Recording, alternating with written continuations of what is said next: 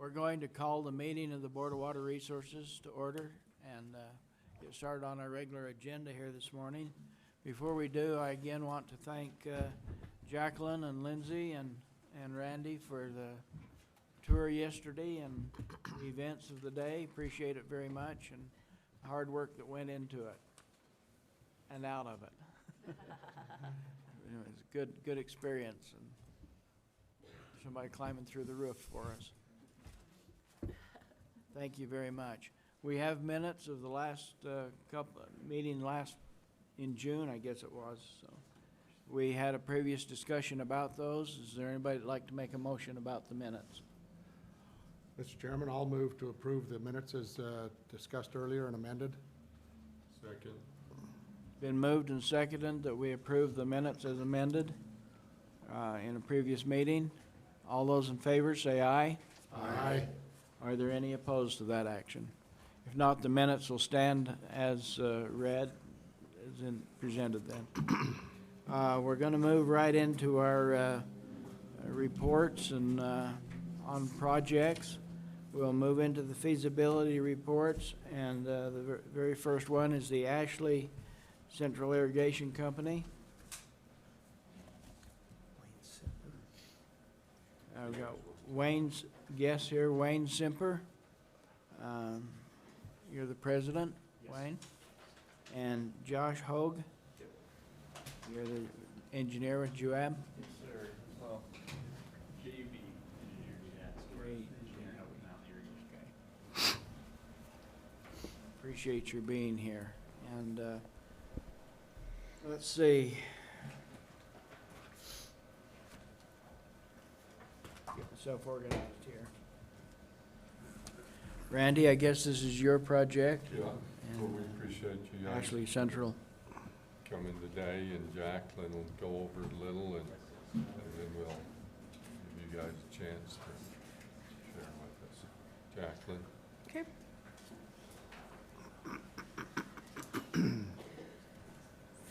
The Ashley Central Irrigation Company supplies irrigation water to approximately 4,000 acres of farmland through the 9.6-mile Ashley Central Canal, which is over 100 years old.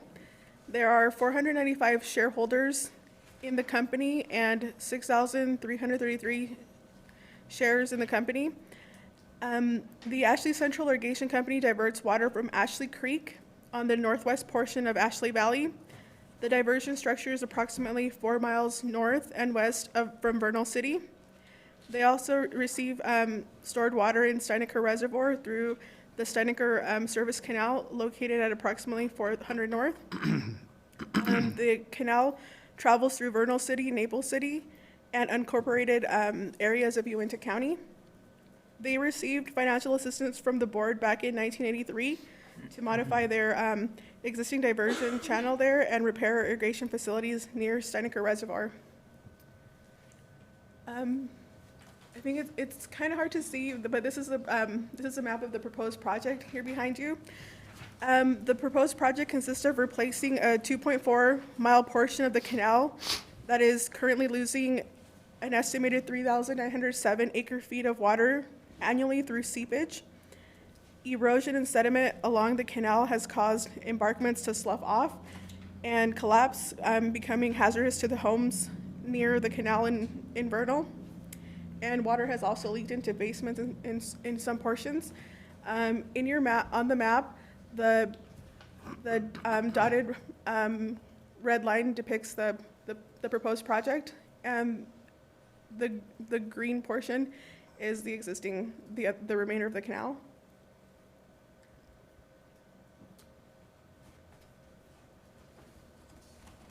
So this 2.4 miles would consist of approximately would consist of pipe in diameter of 26 to 36 inches in diameter, and it would also include a screening and overflow structure, as well as user turnout meters, which will allow them to better manage their water supply. And these are some pictures of the current conditions of the canal. So here's one. So it runs through the middle of town. Benefits of this project would include increased crop production from the 3,907 acre feet of water that is currently lost through seepage. They'll have reduced operation and maintenance costs, increase their water conveyance efficiency, and better manage their supply of water. The total estimated cost is $2,186,000, with the board providing 45.7% or $1 million of the cost share. They've received $900,000 in WaterSmart grants, and the applicant's portion would be $286,000. Staff recommends that the board authorize 45.7% of the project cost up to $1 million, and the project be purchased at 0% interest over 20 years with payments of approximately $50,000. That is staff's report. Thank you, Jacqueline. Randy, do you have any comments on the project? No, it's a good project. The company has expressed that they would like us to consider to go to 25 years, and I'll let them explain the reason why they're asking for 25 years. And if we went to the 25 years, it would reduce that payment to about $40,000 approximately yearly. But why don't you share what the board concerns? Our concern right now is the rebuild that they're doing on the Staniker Dam up here. The Bureau of Reclamation hasn't told us yet if we're going to have to repay our portion of that currently, or if they're going to add it on to the end of our current loan we have with them for the last rebuild project. And so we're just a little concerned about what happens there. We just feel a lot more comfortable if we'd spread this out to 25 years because of that, because of those unknowns that we don't know for sure what that loan is going to be, or if they're going to make us pay that now or later on. So Based on the unknown then. yeah. Any questions or comments from the board? Do you engineers have any comment about the project I can, we need to know? no, I mean, it'll be a great project. HDPE pipe is a 100-year pipe. It'll last a long time.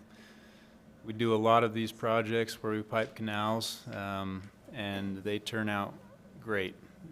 So I know it'll be a great project for them, and definitely the water savings is the big thing here to look at. So, You know, I might just add, Staniker Reservoir had functioned extremely well until they came in, and as Dave Rasmussen put it, they put a stabilization berm on the downstream side.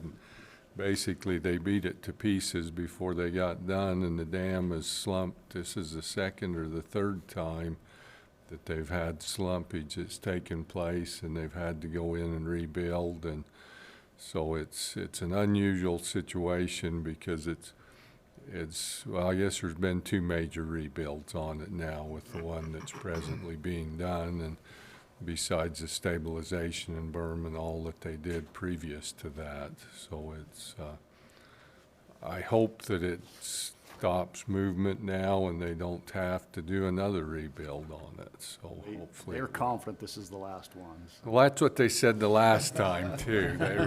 They were confident that everything was taken care of with the last rebuild that they did on it, but I certainly hope that this does address the issues. But so the stockholders in this Ashley Valley have been hit with two rebuilds on the reservoir rather than one, which is kind of a unique situation.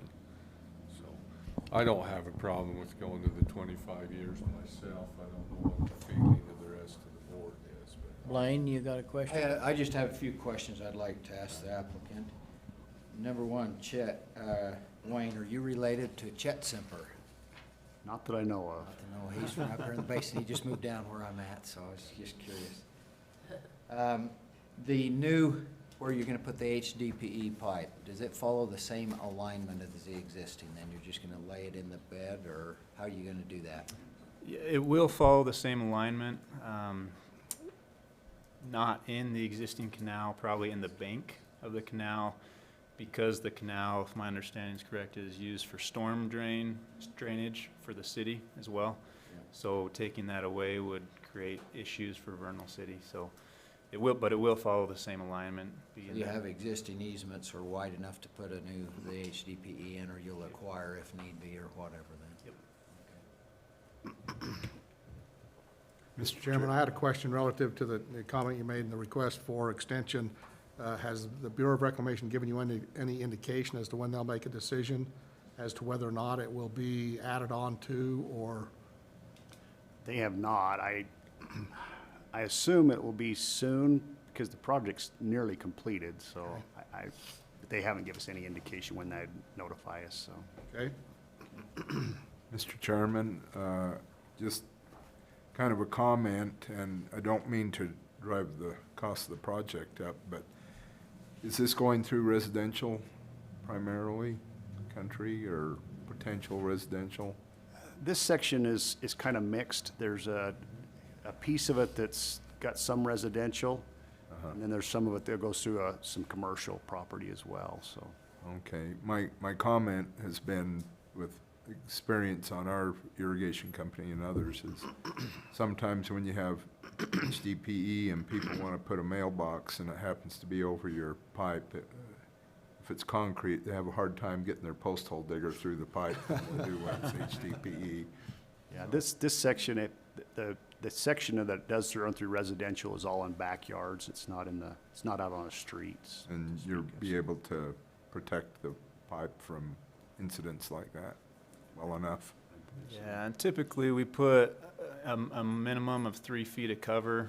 I mean, I know a mailbox can go in for 3 feet in the ground, but it's buried, and it'll vary throughout the project. But HDPE, it's not as hard as concrete, but it is a thick walled that we're doing.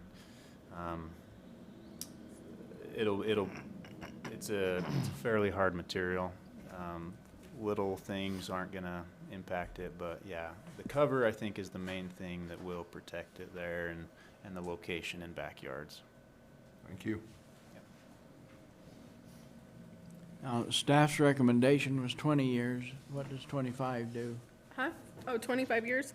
So if we were to modify for 25 years at 0% interest, it would result in annual payments of approximately $40,000. And staff is okay with that? Yeah. I guess we're probably ready for a motion then, if you'd like to make one, Randy. I move the board authorize 45.7% of the project cost up to $1 million, and that the project be purchased at 0% interest over 25 years with annual payments of approximately $40,000. I second it. Okay, it's been moved and seconded that this project be approved. Any comments from the board? Not all in favor, say aye. Aye. Are there any opposed? Okay, congratulations. Thank you. Enjoy. Thank you. Thanks. Now the work begins. Yeah. Next project is Mountain Green Secondary Water Company. And we have guests with us, Rulon Gardner and Blake Gardner, President and Secretary. Yes. We welcome you. We apologize for being late. If the transportation didn't take all your money making those road changes, we would have been here on time. I've always told the governor, give the water more money than transportation. I know it falls on deaf ears, but What can I say? I better not. On tape. You know, when the construction's finished, though, it's always it's all good, right? It all helps the growth. We won't have any water to drink, but it'll all be good. Todd Stoneley is going to stand in today for Russell Hadley. We would normally have this project from staff. Thank you, Let Chairman. Go ahead, Tom. So, Mountain Green Todd, Secondary, welcome. yeah, Mountain Green Secondary Water Company is located in Mountain Green in Lower Weber Canyon in Morgan County, Utah. The applicant serves secondary lawn and garden water to 595 homes. Secondary irrigation water is diverted from Cottonwood Creek and Sulphur Springs and stored in Silverleaf Reservoir, Cobble Creek Reservoir, and Northwest Reservoir. Cottonwood Mutual Water Company, the local culinary supplier, covers basically the same service area as the applicant. Those not connected to the secondary system use culinary water for outdoor irrigation. However, the culinary water company requires all new houses in the subdivisions to connect to the secondary system. The applicant is concerned about the limitations of its secondary water supply and wants to stretch its future growth as far as possible. So the proposed project would, let's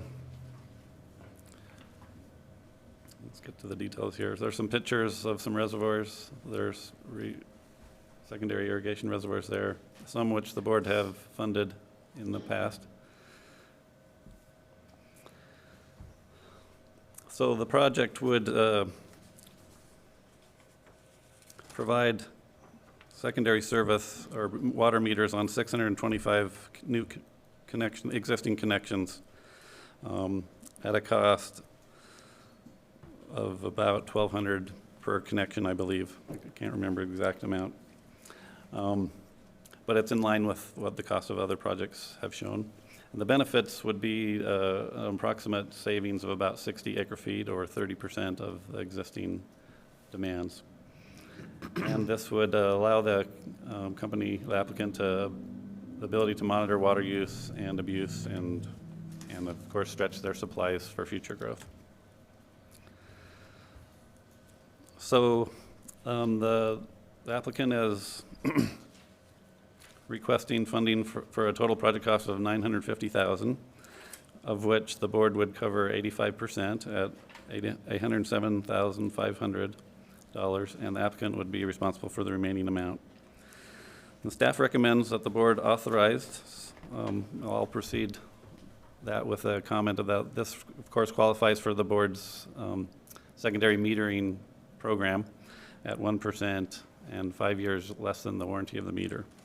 So the recommendation from staff follows those guidelines. So staff recommends the board authorize 85% of the project cost up to $807,500 and that the project be purchased at 1% interest over 15 years with annual payments of approximately $58,200. This is staff's report. Thank you, Todd. Kyle, do you have any comments about the project? A couple of questions. Again, Kyle Stevens, I'm the board member. I wasn't able to meet with gardeners and Russell when they went up on the site visit. Familiar with the area.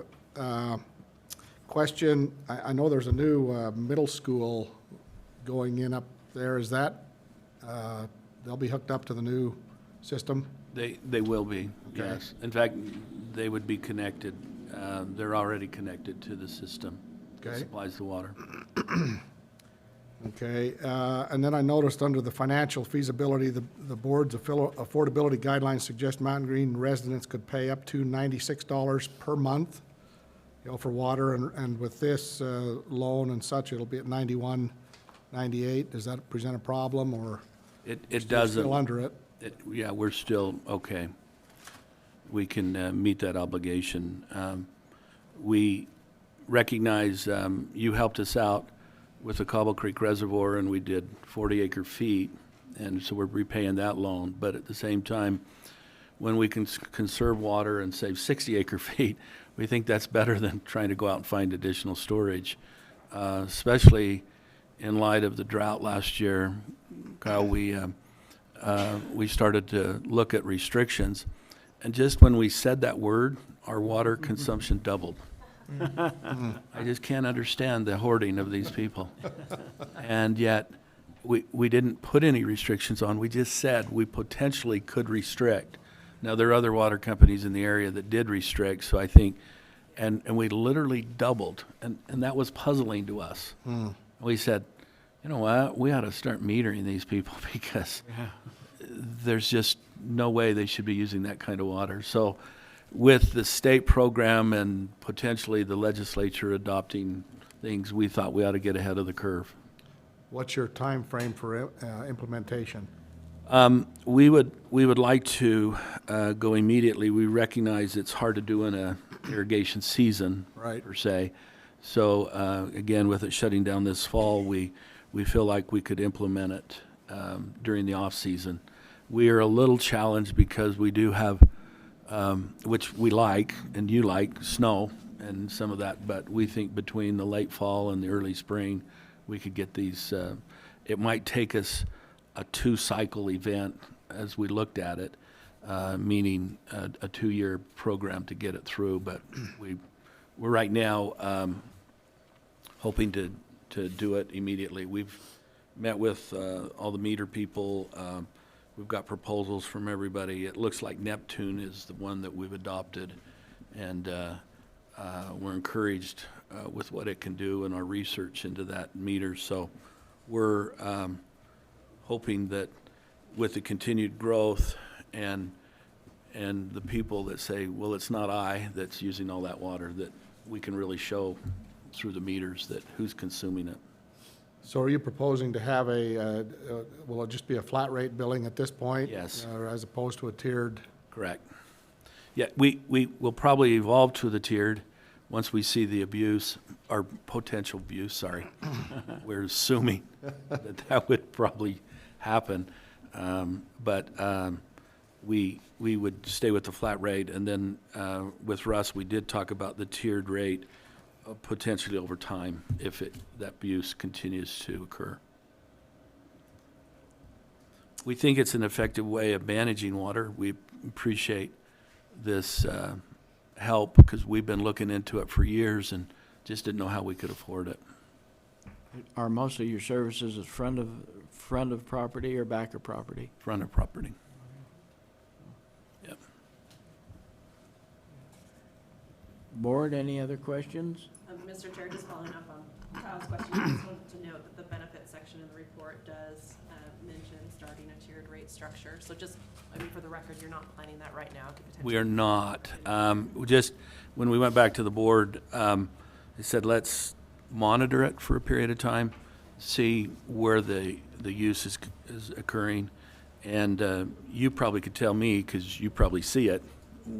In talking to Weber Basin, they see it. Yeah, we've seen some with what Weber Basin's done. We've seen some pretty large reductions or some pretty large conservation just by having giving people knowledge. Into the high 30s, Yeah. which is just unprecedented. And so rather than going and moving more dirt and building more dams and so forth, we think this is a better approach. Well, if there are no other questions, Mr. Chairman, I'm prepared to make a motion. Okay. Any other questions from the board or anything? Okay, then I would move that the board authorize 85% of the project costs up to $807,500, and that the project be purchased at 1% interest over 15 years with annual payments of approximately $58,200. Been moved, do we have a second? Second. Been seconded, moved and seconded. Are there any questions on the motion? Seeing none, we'll call for approval. All those in favor, say aye. Aye. Any opposed? Good luck, have fun. Thank you. Customers will love you. We do like the Ashley Valley terms a little better, but no, we're fine. That didn't escape me from the back row. See if you're awake. That's true. And we're glad to come out here in Vernal because we can check on 3 or 4 of our other projects out here. Thank you. Thank you. Well, thank you. Okay, under committal of funds, now we'll move on to Trenton Town. Charles and Jacqueline, these are your projects.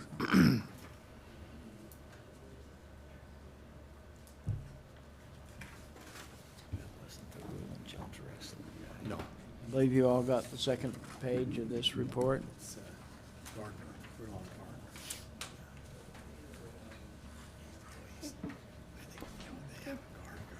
Trenton Town, located in Cache County, supplies culinary water to approximately 191 residential connections and 1 commercial connection. The board authorized their project at the previous meeting in June 20th this year. Their current system consists of 6 springs 2 underground storage tanks, and approximately 23 miles of PVC pipe. They have made significant updates to their system over the last several years. The board provided funding in 2004 for them to replace the majority of their distribution lines, and they have also received funding from the U.S. Department of Agriculture to finish the remainder of the system, and then they've also received funding from the Division of Drinking Water to redevelop 2 of their springs. For this project, they're asking for funds to redevelop the Sparks Spring, and they're also going to fence the area around the Big Birch and the North Fork Spring, which are located on the top left-hand side on the map.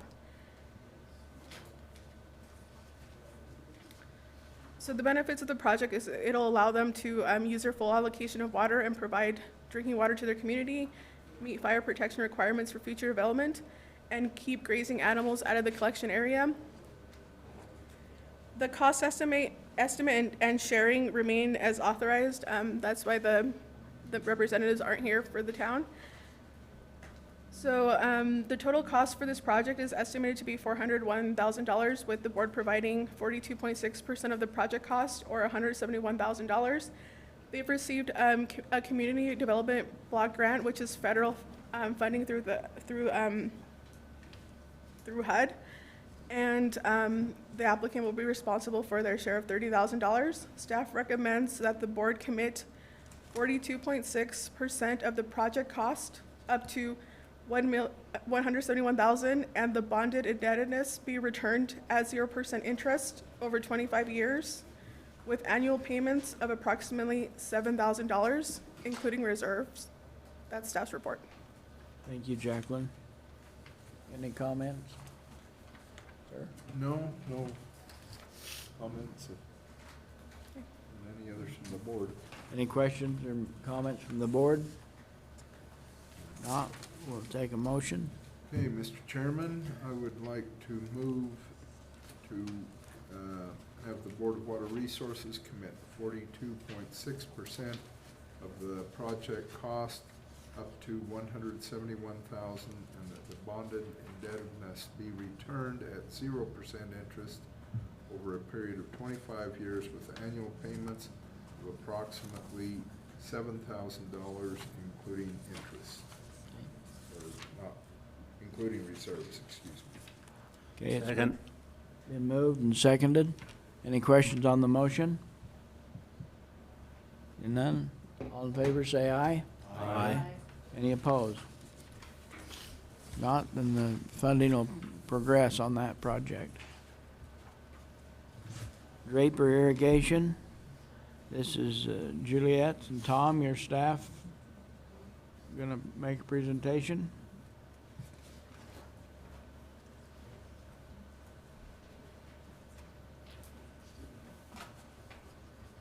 Mr. Chairman, members of the board, the Draper Irrigation Company came before the board a few months ago for a project to get to the map here, to install some pipe. They're participating in a future project with several other agencies, including Central Utah, Jordan Valley Water Conservancy District, Riverton City, and Harriman City, in a reuse project that would use water from the treatment plant at the south part of the Salt Lake Valley. That water would need to be mixed with some just regular well water to bring the quality up to standards that they could be used on residential lawns. That project was going to be sometime in the future, but each of the entities that are involved are responsible for putting in their own infrastructure to take the water from the treatment plant to their system. So for Draper Irrigation, that would entail about 19,000 feet of pipeline. They've already installed about 8,000 feet of pipeline on their own, and they're ready to go with the next section, which is a section of about 2,200 feet that goes under the Jordan River, along Bangerter Highway, and under the railroad, the Union Pacific and Front Runner tracks. The applicant has all the permits in line, and they are anxious to get this stretch installed before someone changes their mind. So they're coming before the board to request funding for this section. So the project cost estimate is $1,150,000, and the cost estimate and sharing remain as authorized, which is a reason that they're not attending today.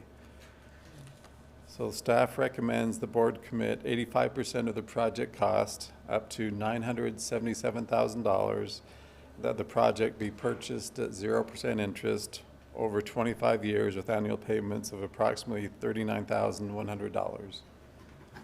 The 0% is because it's coming from the revolving fund, and the 25 extended payment period is because they're already paying for water over the board's affordability guideline. Mr. Chairman, members of the board, that's staff's report. Thank you, Tom. Juliet, any comments? Ready for a motion, or? Straightforward then, huh? Any questions or comments from the board? Not, I guess we're ready for a motion then. All right, thank you, Mr. Chair. I would move that we commit 85% of the project cost, up to $977,000, and that the project be purchased at 0% interest over 25 years with annual payments of approximately $39,100. It's been moved. We have a second. I'll second it. Okay, it's been moved and seconded. Any questions on the motion?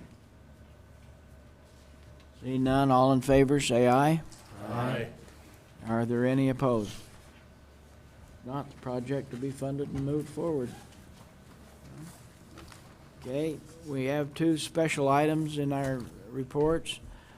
First of all is Baker Reservoir Company. Jim and Tom, again? Again, And stay there. I'm here till the end. Well, hopefully not till the very end.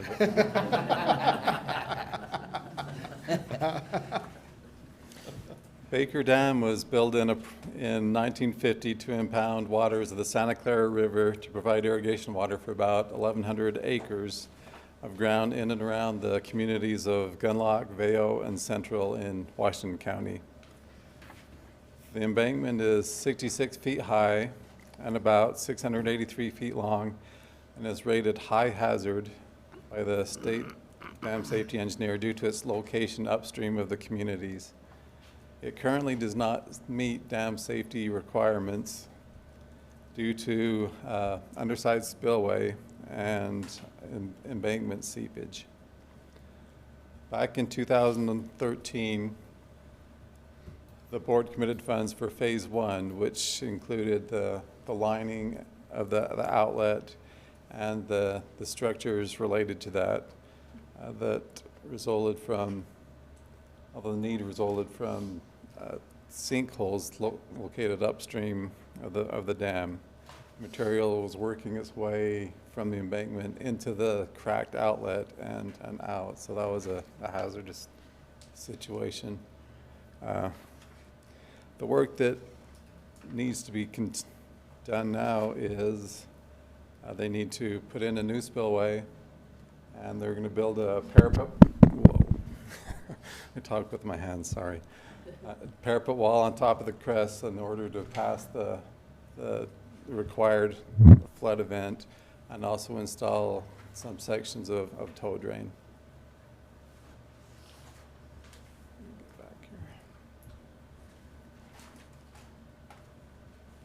So the board previously committed about $300,000 to do the phase one work, and it's recommended that the board commit additional funds for this phase two. So the numbers we're looking at is the proposed cost sharing for the entire project. Staff recommends the board commit an additional $3,020,000 as a grant and $340,000 as a loan, and amend the agreements to state that the board will provide 90% of the project cost, up to $3,330,000 as a dam safety grant, and 10% of the project cost, up to $370,000 as a loan, with the balance to be returned at 0% interest over 25 years with annual payments of approximately $14,800. That's staff's report. Thank you, Tom. Jim, you got some? Basically, it's a mandated program because it's a high hazard risk. So it needs to be done. Want me to make the motion? Yes, I think, are there any questions or comments on the project? Not, go ahead, Jim. We had some comments this morning that may pertain here. Okay, I would make the motion that the board commit an additional $3,020,000 as a grant and $340,000 as a loan, and amend the agreements to state that the board will provide 90% of the project costs up to $3,330,000 as a dam safety grant, and 10% of the project costs up to $370,000 as a loan, with the balance to be repaid or returned at 0% interest over 25 years, with annual payments of approximately $14,800. Second? Been moved and seconded. Any questions on that motion? Well, I have a question on the numbers. And then maybe I'm looking at it wrong, but if you add $3,020,000 and the $340,000, that's $3,360,000. And then it says $3,330,000. Well, you know, state employees can't add. I was hoping you wouldn't, we can go into the details of this. The phase one, there was the $300,000 that was contracted. Okay. But for some reason, the grant contracts have a expiration date. So that expired without them using all of their grant money. Okay. So we actually wrote and executed another grant contract to include the amount of money that wasn't used plus $40,000 just for extra measures to cover the engineering. So that's why the numbers don't add up. So Tom, I'm looking at the first line there. Take $270,000 and we add $3,020,000 to it. That's $3,290,000. Is that still all consistent with everything you're saying? Yes. Should that number be, or should the additional committal be $3,060,000? No, because when we wrote the new contract, we added another $40,000, which was, it's the difference between the two, the 290 and the 330. So in the end, they'll get their full $3,330,000. It's just, we had to take an extra step to get there. I'll call for the question then. Okay. Okay, we're going to call for a question on the motion. All those in favor, say aye. Aye. Are there any opposed? If not, it'll stand as motioned. Thank you, Tom. There is mud. Next is Koosharem Reservoir, or Koosharem Irrigation Company, I mean. This again is Tom and Blaine. Tom? Koosharem Dam, which is located in Sevier County, was constructed around 1900 and enlarged in 1919. The embankment is not very high, only 26 feet high, but it is 1,850 feet long, so it's a long, not very high embankment. And it impounds approximately 3,860 acre feet. The existing structure does not meet current dam safety minimum safety standards because of an undersized spillway, inadequate and aging structures, and downstream seepage. Their proposed minimum dam safety standards work will include replacing the outlet structures and extending the outlet, installing downstream drains, constructing a downstream berm, and a new spillway. Last year, with funds committed by the board previously, the slip lining of the outlet pipe was already completed. Last fall, the board committed funds for the outlet slip lining plus the toe drain work. However, because of the lateness of the season, that drain work was not completed.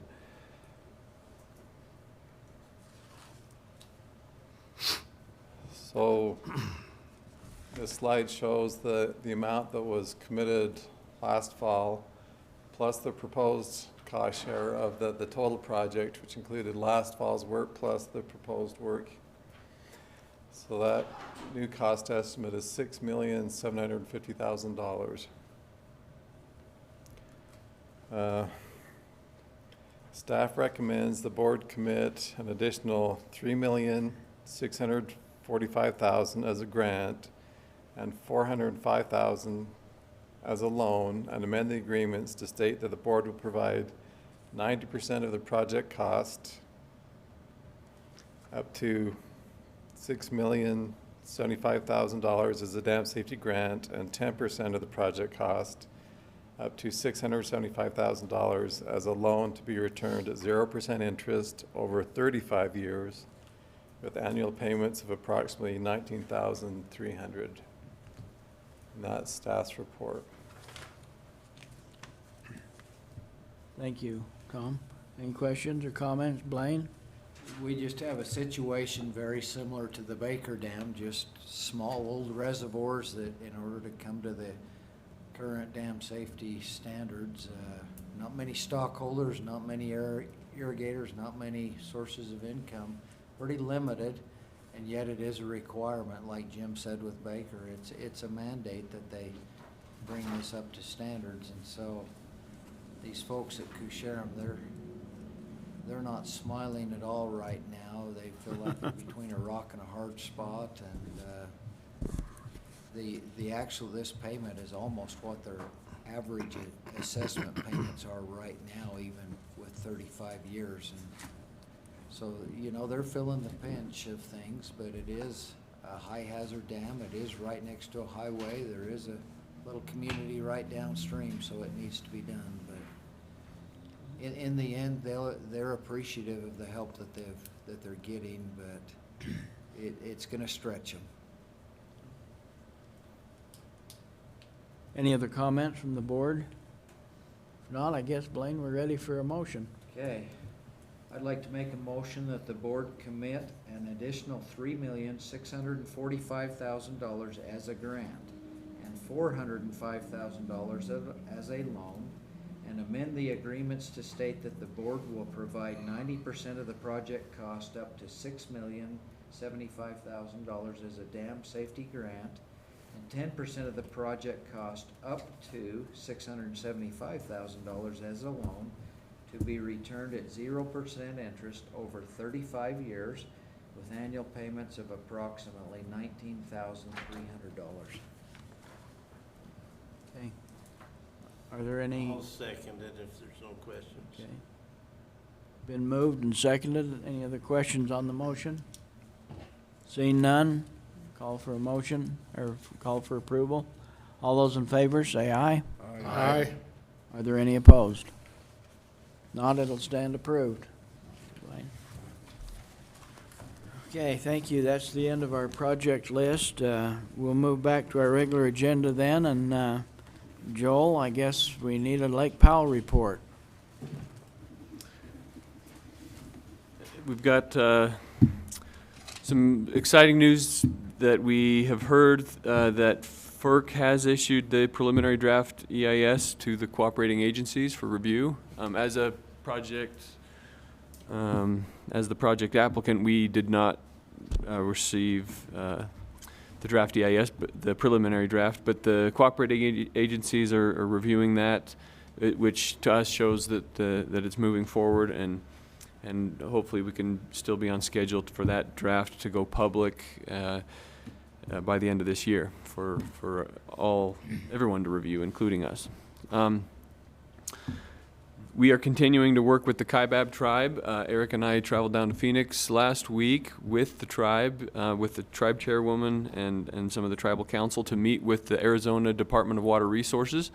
We went to talk with them about the tribe's need for water and that they will need an Arizona water right to be able to get water for their reservation. And that we think that'll be an important step in this process for them. If they're able to get some water, we could then look at possible ways that water could be delivered through the pipeline. And there's obviously things that would need to be arranged there, but that would be big for them. We are continuing to coordinate with the other federal agencies, meeting with Army Corps of Engineers and the EPA, looking for ways to minimize environmental impacts from this project, and also continuing to work with the Bureau of Land Management and Bureau of Reclamation. We appreciated the board's electronic board meeting last month to help get that funding for Bureau of Reclamation, because the draft EIS did go out to those cooperating agencies. They have put some extensive time already, and they needed that additional funding to be able to provide that time. So we appreciated your help in getting that funding in a timely manner for reclamation. One other item, the Section 7 consultation, that involves the kind of the wildlife and biological aspects of the project. Early on in this project, the Board of Water Resources and the division were designated as a non-federal representative for Section 7 consultation, meaning we could consult with U.S. Fish and Wildlife Service on potential impacts to wildlife for this project. The Bureau of Land Management has recently been named as the lead for Section 7 consultation, and they reached out to us to say, do you, as the board and division, want to continue to be a non-federal designee? And as we discussed that, we thought that was advantageous for us to be involved in that process, in those discussions. We have, as part of the process with the Federal Energy Regulatory Commission, we have prepared a draft biological assessment for biological impacts to the project and have submitted that, and we will now be working closely with BLM and the Fish and Wildlife Service to review and make any needed changes to that biological assessment. Also mentioned the RFPs that have gone out recently. One was for a price elasticity of demand for water. There was a selection committee involving members of Governor's Office of Management and Budget. Juliet was on the selection committee to help with that. Both of those studies are underway. The one will look at what, if prices increase for water rates, how does that reduce demand on water, and what effects might that have on the Lake Powell pipeline and the repayment of that project. Also, a separate study being done is the financial and economic review of large water projects. And Ernst & Young was contracted for that one, and they're looking at Lake Powell pipeline specifically of what mechanisms could the state use to fund a project of this size, and then what could the repayment look like for the districts that will be using this water, and looking at essentially kind of a financial and economic review of how that might be. And then they will make their recommendations to the state's municipal advisor, who would then advise the state and the legislature on how to go about that. Of interest, maybe perhaps to the board, both of those firms that are working on those RFPs, they will be attending the Executive Water Finance Board, of which Eric and Juliet are both members, on August 19th, and that'll be held at the Capitol. Those meetings are held monthly, but this will be the first time that these two consultants will be attending, just to kind of discuss what they've been asked to do. They won't be reporting on any results yet because those aren't anticipated until the end of this year on those two studies. One other item, that last thing I'll mention, is the legislative audit. We are anticipating that report to come out on August 20th. They took a look at a similar question of, the financial feasibility of the Lake Powell pipeline. Could the districts be able to repay the anticipated cost of this project? And the legislative auditors took a look at that, spent several months studying, and they will release their report on August 20th. And so we'll be looking ahead for that. Any questions on the Lake Powell pipeline project from the board? Any questions from the board? I think it's important that we note that we did hold an electronic meeting about a month ago. I forgot the date. And the minutes of that meeting will be in the next packet for us to approve. I'm assuming all the board was there. Blaine, I appreciate you chairing that. Everybody's there but you. Everybody I was, too. We were in good company. Yeah, okay. yeah, there were two. I was electronically challenged that day. Southeastern Utah's cell phones and internet went down, and I was out of the loop almost immediately. I was isolated as usual. Anyway, yeah, it's not a bad thing. Kids couldn't even find Grandpa. Anyway, thank you very much, and appreciate your report. Thank you. Look forward to the legislative audit and see what happens there. That'll be an interesting report. Okay, moving on. Candice, we've got a resolution that you'd like to talk about. Stand over here. Presentation.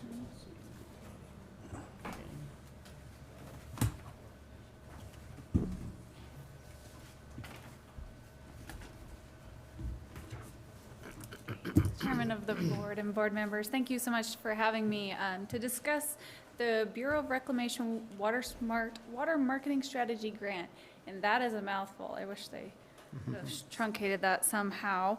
To kind of start off as some background information, when we talk about water markets, we're talking really about the transactions. And a market transaction, in the basic sense, is an exchange of goods and services. In the water context, it's exchanging the use of another's water rights for monetary compensation. Some examples of transactions include leases, rotational fallowing programs, rental pools, conservation credits, and I could see potentially water banks being the administrative arm of these transactions. There's been quite diverse, there's about 60 different people who show up at these water banking meetings that have been ongoing since about 2017, and it's slowly been growing to that 60 people number. And it's really came out of the water strategy grant, the recommended state water strategy that was released in 2017. And they've been kind of slowly moving along since then, kind of developing these concepts of water banking being local, voluntary, and temporary. In this most recent year, joint resolution 1 came out in support of water banking and the continued study of it. There's been a long list of stakeholders, as I mentioned.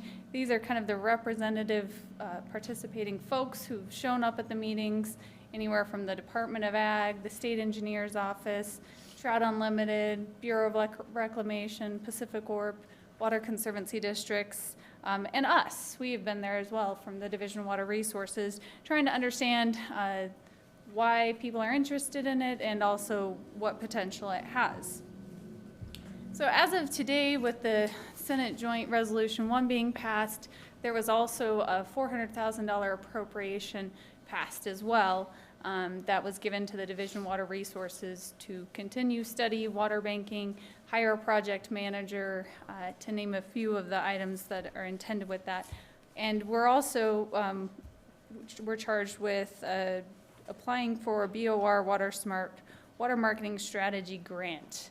And so that is what we've done to date. Let me tell you a little bit about this grant. It's a newer grant since 2017, with the basic objective of can water markets between willing buyers and sellers be used to help make demand efficiently in times of shortage, prevent conflict? There's two different types in the grant. There's a 2-year project with up to a $200,000 grant available, or there's a 3-year project with up to $400,000 in grants available. Here's kind of just the basic criteria in which they're grading the applications. It's about understanding the water marketing benefits. That's the highest criteria. And then the next is stakeholder support. So really a part of this grant application is the effort needed to engage stakeholders, to understand concerns, where would it work, where would it not, and the continued study of it. Because in the basic is, if we don't have stakeholder support, it won't go anywhere. We're also required to meet the program requirements, and also the Department of Interior's priorities are part of that. So they grade it on a 100-point scale. So from the state's, the division's perspective, and our application is to develop a statewide water marketing strategy. Especially as a state agency, we want this to be applicable throughout the state and not just in one area or another. So it'd be a comprehensive effort. We did apply for the 3-year project, so the $400,000 grant, and to study how water-based market management may be developed in Utah. It includes some basic tasks of initial outreach and scoping of pilot projects. So we actually really want to see how this would work on the ground, understand the administrative hurdles associated with it. These pilot projects would help to inform a statewide strategy, and there would be an extensive public outreach. And that is all if we actually get the grant. So some of the main tasks, this is just kind of a graphical view of the strategy or of our application and the tasks associated with it. And you'll interestingly note in the center lower portion of the graphic, the grayed out area shows the establish water bank, or establish the banks and operate the banks. And so this is actually outside the grant area. It is a big desire of the Division of Water Resources to be able to see this actually work on the ground, but due to NEPA requirements of doing something like that, we are doing it outside of the grant money. So any of the grant money will be used on public outreach, scoping of the projects, the development of the statewide strategy, and any public involvement effort, and the review of it as well. Okay, and so staff recommends that the board adopts the official resolution of 2019-001 that's included in your packet. Before, just as kind of a precursor, this resolution does not mean the board or its members supports water banking or the draft legislation that is out currently. It does support our application to study water banking and the application that we submitted to the Bureau of Reclamation WaterSMART grant, Water Marketing Strategy Grant. Sorry, that one kills me every time. It certifies that the Division of Water Resources has the capacity to provide the matching funds, and it certifies that we will work with with Reclamation, and it appoints the director to be the agent. I'm happy to take any questions that you all may have as well. The board have any questions for Candice? I don't have a question per se, but I do want to make it very clear that this resolution is only for studying that type of thing on potentially developing thing, as Candice just said, because at this stage of the game, it is extremely preliminary, I think, for, at least for me as a board member, to say I support water banking. Yeah. Any other comments from the board? Appreciate that, Blaine. If not, I guess we're ready for a motion, Jim, so.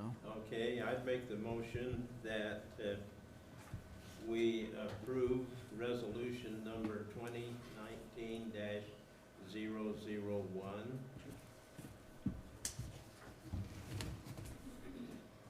Second. Any questions on that motion? We have a full text of the resolution in our packet, and make that a part of the minutes, I assume. All in favor, say aye. Aye. Any opposed? Okay, the motion will pass, and Candice, good luck with your application. Thank you. We'll see where it goes. Yes, we will. And we should know by October sometime, hopefully, whether we get the grant or not. Thank you. And I believe you're going to do the planning report also. I am, so I'll just keep staying right. up here. I'll take after Tom. Just stay up here for a little bit. So as part of our effort is in the planning branch, we've been coming to every board meeting and providing a planning report. In March, Rachel Shelton was able to give you a short update on regional water conservation, M&I regional water conservation goals, and the effort that is ongoing there. And it's still ongoing, but I'm here to give you another update about it. So the purpose of the project was to really propose regional boundaries for the for the draft water conservation goals, and then also to define those goals, what they are, and the practices that could be implemented to achieve them. The report currently we hired a consultant, Hansen, Allen, and Luce, with a sub-consultant of Bowen and Collins, and we've been working with them heavily over the last year. Lots of meetings, lots of stakeholder engagement to develop these goals. We've really focused on 2030, developing the goals, and then there are projections for 2040 and 2065. But since those are so far out there, we really are focusing on the 2030. And as we hit 2030, we'll reevaluate what the 2040 and the 2065 goals look like. So why are we doing it? Really to comply with the 2015 legislative audit. It's also in the recommended water strategy that we update the conservation goals, promote future conservation, and then in 2016, Senate Bill 251 allowed us to use some of the water infrastructure funding to hire a consultant to develop these goals. And so it'll help us meet those legislative requirements as well. So we proposed 9 regional water conservation areas, and they look suspiciously similar to your guys' river districts. We did that for a number of reasons. Most people, when we're talking about public, they don't understand what river basin they live in. But if you ask them what county they live in, they can relate to that. So each of these are made up of counties, and the one difference would be the lower Colorado River area. That was separated into 2 different areas, mainly because the goals were so different when we looked at the counties around it. So we had a north region and a south region. The draft goals, it's been an interesting process, let me just be honest. We submitted these draft goals to a variety group of stakeholders, and we got feedback from some that they were too aggressive or not aggressive enough. We've gone around and back and forward to try to understand concerns, address them, remodel it, rework on data. So we're still trying to finalize this report, so these are still draft, but here they are for your preview of them. They range anywhere from 11% by 2030, so reducing the 2015 baseline in 2030 would be reduced by 11% in the Salt Lake region, and then all the way up to 20% in a number of regions, including Upper Colorado River, the Weber River, Sevier River, and Provo River all are reducing their 2015 baseline to 20% of that. And so here's that graphic was a little hard to see, but you can see those goals and those projections also in your handout. So these are still draft. Our kind of next steps in it is to continue with our stakeholder engagement. We're hopefully going to finish that up this next month, finalize the draft report, Then we will release it for a 30-day public comment period sometime in September. And I hope to have finalized the report by November. It seems like we've gone back and forth with stakeholders a lot, and I feel like we're getting closer, so that's kind of the timeline I'm anticipating. So I'd be happy to take any questions that you all have. Any questions of the board for Candice? Thank you very much. You're welcome. Appreciate it. Mr. Director, you have some comments for us or Well, items? I think, Mr. Chairman, that we've probably given you about everything that we have and that I have in the briefing meeting. I just want to say we appreciate and enjoy the opportunity to work with each of you. And I'd like to just thank Randy and thank Jacqueline and thank Lindsay and all that helped with the tour yesterday. I had one more thought about the elevator experience. And that was that, you know what, we might all be using the stairs more, and it might turn out that we'll all be more heart healthy. So, and carry water bottles. Thank heavens for water There bottles. could be a positive out of all that. So anyway, Mr. Chairman, that's all I've got. Board, do you have any other comments or we need to discuss? Staff, is there anything we've missed? Surely we've missed something. Surely, that's why we'll come back next time. That's right. We'll remember it as soon as we leave. Well, I make the motion, we adjourn. I know how to do that. Second. We'll adjourn. Thank you. Thank you for your hospitality. I guess some of us will